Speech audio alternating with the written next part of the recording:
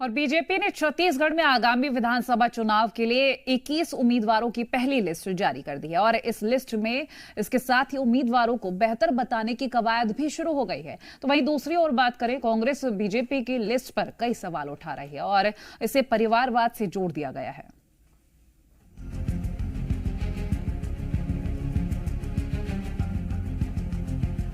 छत्तीसगढ़ में चुनावी बिगुल बज चुका है और बीजेपी ने उम्मीदवारों की पहली सूची जारी कर दी है।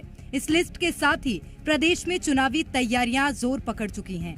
तो वहीं इसके साथ ही सियासत की बयार भी तेज हो गई है।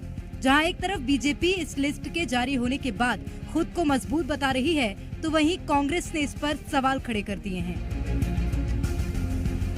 उनके नेता हैं, कभी उनके जो नियुक्तियां हैं, उन नियुक्तियों के आदेश को निरस्त किया जाता है। कुमार शैलजा को ये देखना चाहिए कि यहाँ पर जो वादे करके कांग्रेस ने सरकार बनाई थी, आज उन वादों का क्या हुआ, इस बात का जवाब कुमार शैलजा को भी देना पड़ेगा। कोई गुटबाजी नहीं है, भारतीय जनता पार्टी में कोई गुटबाजी नहीं होता। यहाँ पर भारतीय जनता पार्टी का एक ही मकसद होता है कि भारतीय जनता पार्टी विजयी हो। कांग्रेस पार्टी की तरह नहीं जो एक दूसरे के चलते फोटो गायब कर देते हैं, एक दूसरे के चलते हैं लोगों को माला गायब कर देते हैं। जहां बीजेपी ने अपनी पहली लिस्ट के साथ ही प्रत्याशियों के गुणगान शुरू कर दिए, तो वहीं दूसरी ओर कांग्रेस ने कई सवाल खड़े कर दिए हैं। कांग्रेस का कहना है कि बीजेपी परिवारवाद की बात कहती है, लेकिन उसी पार्टी में परिवारवाद साफ तौर पर सामने आ रहा है।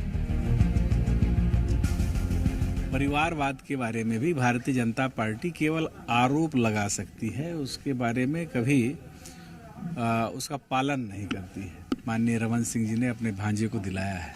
अब मामा लड़े या तो भांजा लड़े, अब मामा भांजा दोनों एक साथ लड़ेंगे तो परिवारवाद ही कहलाएगा ना। जल्दी आएगी, अब तो एक्सरसाइज उसमें चल रहा है, आवेदन मंगाए जा रहे हैं और जैसे पार्टी हाईकमान का रणनीति है उसके तहत कार्रवाई चल रही है। आवेदन हमारे ब्लॉक से आएंगे। बीजेपी ने अपने इस टिकट वितरण से कई चीजें साफ कर दी हैं। मसलन छत्तीसगढ़ियावाद के बीच वो ओबीसी समाज को लेकर इस चुनाव में आगे बढ़ेगी। इसी तरह पहली ही लिस्ट में जिस तरह से महिला उम्मीदवारों को तवज्जो दी गई है, ये भी अपने आप में बीजेपी के लिए नया फैसला है। देखना होगा कि आगे और किस पर पार्टी भरोसा जताती है। साथ ही देखना ये भी होगा कि बीजेपी के ये उम्मीदवार चुनावी रण में कितना कमाल दिखा पाने में कामयाब होते हैं। ब्यूरो रिपोर्ट, जी मीडिया।